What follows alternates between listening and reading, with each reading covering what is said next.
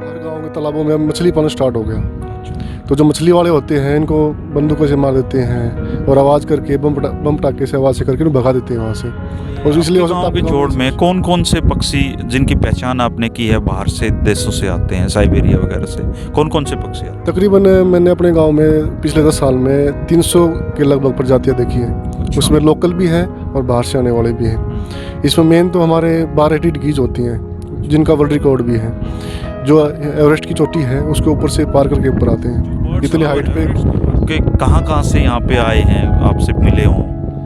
Birds लगभग पूरे India से, इंडिया के हर कोने से आए हैं लगभग यहाँ पे, और विदेशों से भी बहुत आ रहे हैं, चाइना से, जापान से, अमेरिका से बहुत लोग आए हैं यहाँ पे। नमस्कार दोस्तों, घर में अगर मेहमान आ जाए तो हम उसके सत्कार करने में कोई कसर नहीं छोड़ते हैं, लेकिन वो मेहमान अगर विदेश से हो तो जो हमारे सत्कार करने का तरीका है वो और भी ज़्यादा बढ़िया बेहतर हो जाता है। आज हम एक ऐसे शख्स से आपको मिलवाना चाहते हैं जो पिछले कई सालों से बाहर से आए हुए मेहमानों का आदर सत्कार कर रहे हैं, उनकी सुरक्षा का जिम्मा उठा रहे हैं।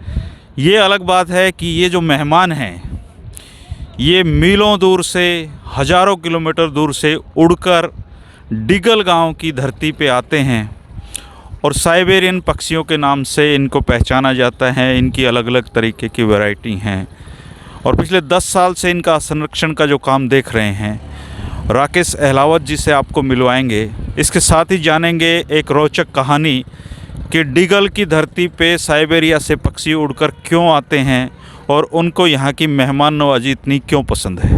राकेश अहलावत जी, डिगल गांव में ये पक्षियों के आने की क्या कहानी है और उसके साथ आपका क्या जुड़ाव है? देखो सर, एक तो पक्षियों के लिए सबसे चाहिए पानी चाहिए, खाना चाहिए और सेफ्टी चाहिए।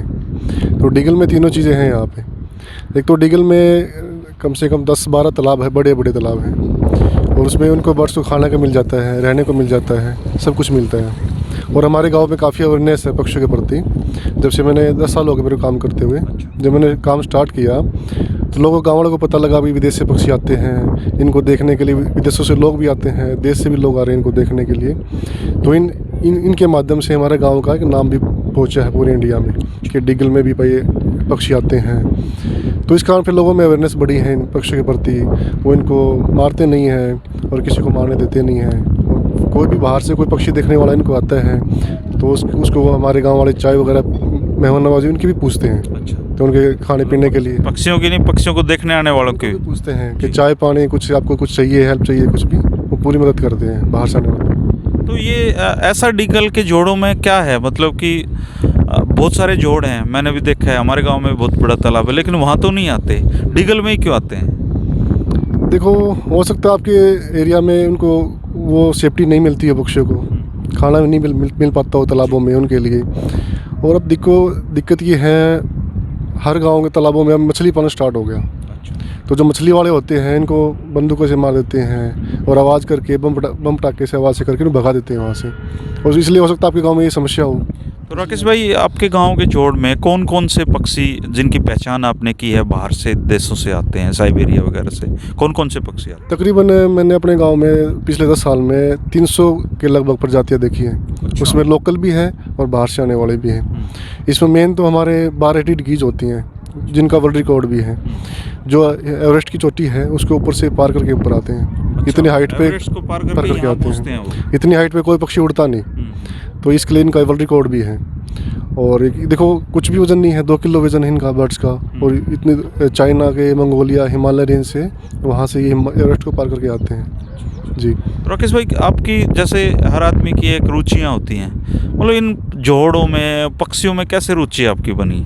मेरे को बचपन से ही लगाव है कि मेरे को वाइल्ड लाइफ में काम करना है, जियो के साथ काम करना है। तो पिछले 10 साल में मैंने स्टार्ट किया था गांव में ना कि विदेशी पक्षी आ रहे हैं, तो इनकी आईडी की तो मेरे को पता नहीं था, इनका नाम क्या है। फिर किसी एक सर ने मेरी हेल्प की, मेरे को बुक दी बर्ड्स की, तो वहाँ से इनके बारे में मैंने पढ़ना स्टार्ट किया, देखना स्टार्ट किया। मैंने एक दूरबीन ली जिससे मैं पक्षियों को देखता हूँ। ये जो दूरबीन है, हाँ ये जी, कब लेके आए आप?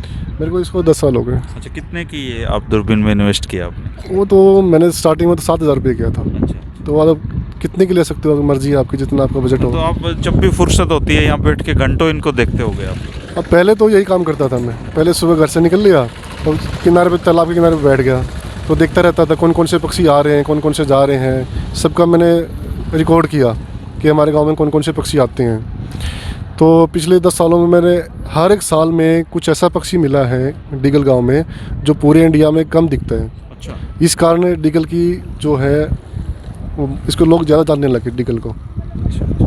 तो आप क्या समझते हैं कि अगर इस पे थोड़ा और ध्यान दिया जाए, जैसे ये पॉन्ड आपका है व्यवस्थित सा है, इसको और बढ़िया सुविधाएं यहाँ पे हो, तो क्या टूरिज्म बढ़ाने के लिए एक बड़ा अच्छा अवसर नहीं है गांव के लिए? ये तो सबसे बढ़िया अवसर है, कुछ नहीं करना गांव वालों को, तो ये सब कुछ नेचुरल चीज़ है, तो गांव वाले कुछ करना नहीं, खाली इनको जो है जैसा भी है इनको ऐसे ही छोड़ना है। पर दिक्कत ये है भाई, पिछले 2 साल से हमारे गांव के जितने तालाब थे सारे वो डीप कर दिए, तो बहुत गहरे कर दिए मछली पालने के लिए। मछली पालने के लिए, और सभी को ठेका दे दिया कि इसमें मछली पालन करो आप। तो गांव वाले तो सोचते हैं, पंचायत सोचती है कि इससे हमारी आमदनी होगी, तो पैसा तो हमारे गांव में कमी तो है नहीं, फिर कुछ हमें नेचर के लिए और कुछ हमें गांव के नाम के लिए भी कुछ छोड़ना चाहिए ना। तो इसके लिए क्या किया जा सकता है कि पंचायतें उनको जोड़ों को ना ठेके पे दें?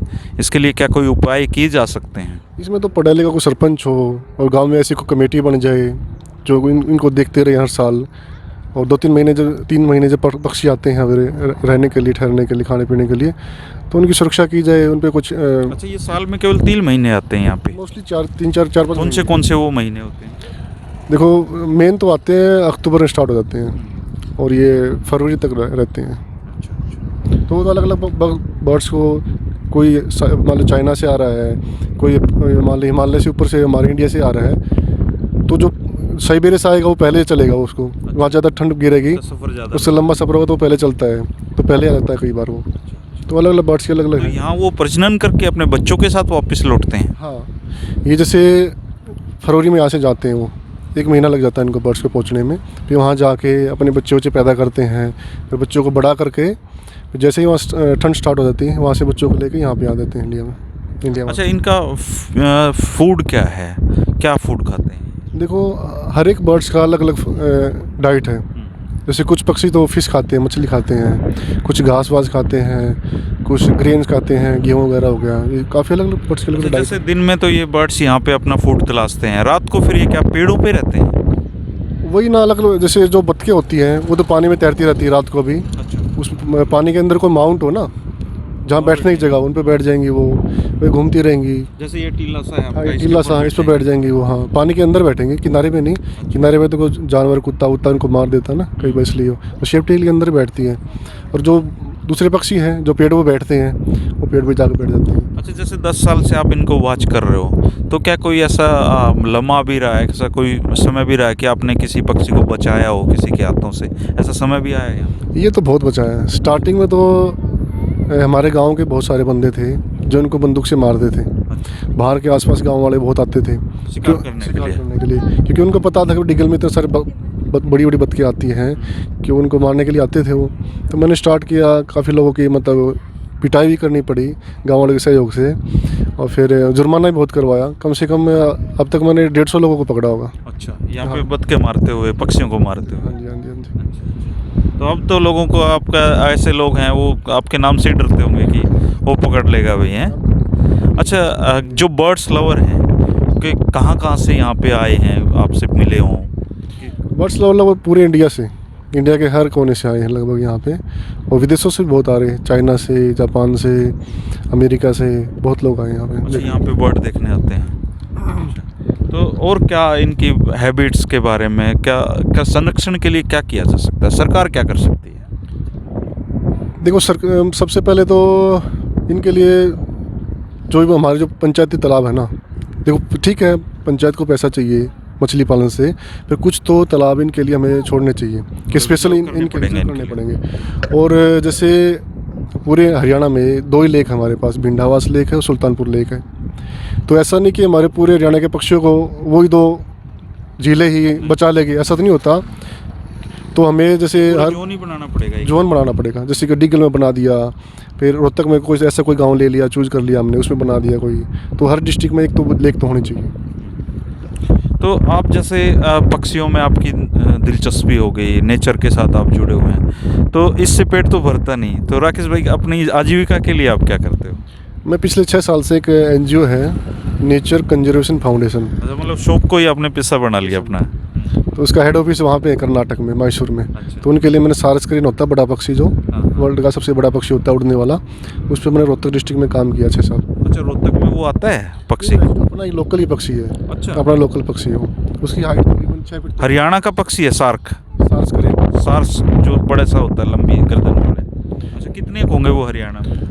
हरियाणा में मोस्टली 400-500 तो होंगे। अच्छा। जो हमने जो सर्वे किया था रोहतक में, तो रोहतक में तकरीबन 150 के आसपास है।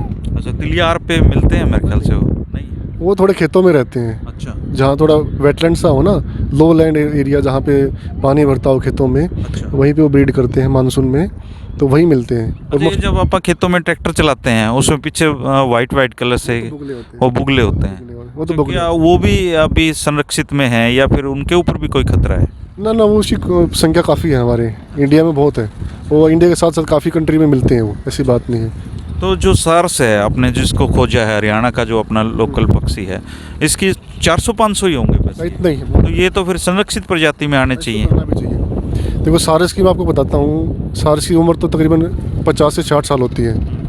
हाइट तकरीबन 6 फीट तक हो जाती है और हमेशा जोड़े में रहता है। और ये जोड़े के लिए बहुत वफादार भी होता है, मतलब एक ज़िंदगी भर के लिए जोड़ा बनाता है। अच्छा, मतलब ये हिंदू जो अपनी विवाह परंपरा है उसका पालन सार्स करता है? अच्छा। अब देखो ना कितनी लंबी एज है, 50-60 साल उम्र है। सार्स 50-60 साल तक जीता है? हाँ। अच्छा। एक जो वो पर वाइल्ड में हो गया ना, एक जू में जिया था वो 90 ईयर जिया था, 90 साल। अच्छा। 90 साल कि तो उसको भारत के अलावा भी कहीं मिलता है सार्स? नहीं मिलता? सार्स का नहीं मिलता। अच्छा, केवल हरियाणा में मिलता इंडिया है? अच्छा। इंडिया में मिलता है उसकी, वो भी इंडिया में, नॉर्थ इंडिया में। जैसे यूपी है सबसे ज़्यादा है, राजस्थान है, हरियाणा है, थोड़ा बहुत पंजाब में है। तो हरियाणा अच्छा है इसके लिए, पॉपुलेशन अच्छी पॉपुलेशन है। राकेश भाई, आप ये बहुत बढ़िया काम कर रहे हो, आपको बहुत शुभकामनाएं। दोस्तों, राकेश सहलावत जी से हम बात कर रहे थे, और अगर हर गांव में इस तरह के यूथ मिल जाएं तो मुझे लगता है कि ये जो मेहमानों के आने का सिलसिला है ये और ज़्यादा लंबा चलेगा और ये टूरिज़्म को भी बढ़ा सकता है। डिगल की इस धरती को हम प्रणाम करते हैं जो विदेशी मेहमानों का इतना अच्छे से स्वागत करते हैं, और राकेश जी को भी बहुत साधुवाद देते हैं जो पक्षियों के लिए इतना काम कर रहे हैं। आप देख रहे हैं हरिभूमि टीवी, और आपने इसको सब्सक्राइब नहीं किया तो सब्सक्राइब करें। शुक्रिया दोस्तों।